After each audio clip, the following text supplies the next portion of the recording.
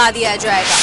तो air India को धमकी भरा मैसेज मिला था जिसमें कहा गया था कि 1 नवंबर को बम से उड़ा दिया जाएगा। एयर इंडिया ने इस बात को ध्यान में रखते हुए BCAS और साथ ही साथ CISF को सतर्क कर दिया गया है। देश के सभी हवाई अड्डों पर चौकसी बढ़ा दी गई है। आपको बता दें कि मेल के जरिए एक धमकी दी गई थी 1 नवंबर यानी कल के लिए धमकी दी गई थी, जिसमें कहा गया था कि कई हवाई अड्डों पर धमाकों की खबरें मिल सकती हैं। आपको बता दें कि इसी को ध्यान में रखते हुए सिविल एविएशन सिक्योरिटी और CISF को सतर्क कर दिया गया है। 1 नवंबर को धमाका करने की धमकी दी गई थी।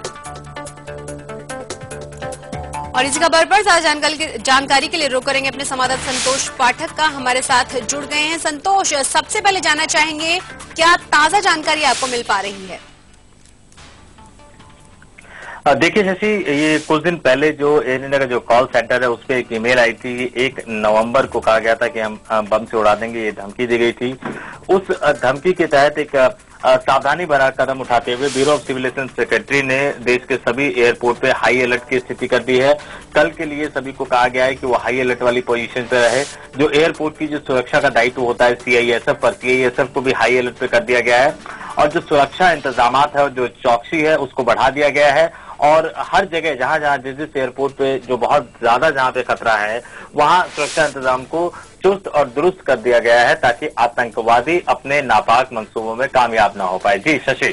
जी संतोष, जानना चाहेंगे जिस तरीके से कहा जा रहा है कि एक ईमेल के जरिए धमकी दी गई थी कि किस तरीके से हवाई अड्डों पर जो धमाके किए जाएंगे, क्या ये भी बताया गया था कि कौन कौन से ऐसे हवाई अड्डे हैं जो निशाने पर रहेंगे आतंकियों के?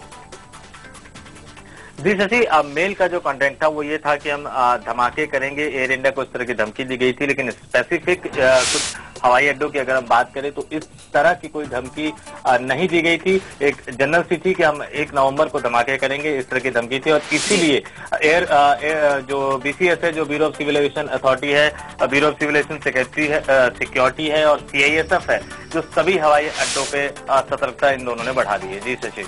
जी बिल्कुल।